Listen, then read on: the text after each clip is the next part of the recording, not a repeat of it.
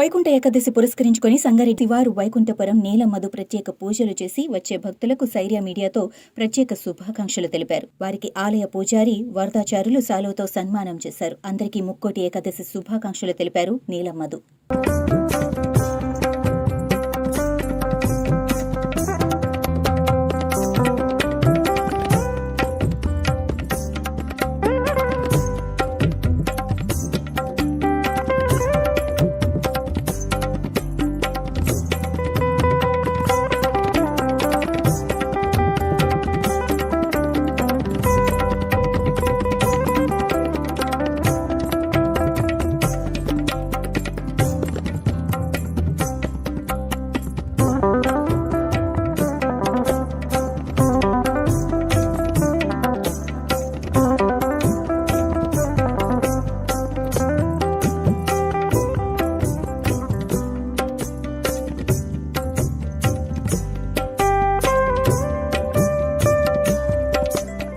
ఆశీస్సులు కూడా అందరూ కూడా భక్తులందరూ కూడా రేపు పెద్ద ఎత్తున జిల్లాలో నలుమూలల నుంచి అన్ని కాన్స్టిట్యున్సీల నుంచి కూడా ఇక్కడికి వచ్చి స్వామివారి దర్శనం చేసుకోవాలని భక్తులకు అందరికీ విన్నపం.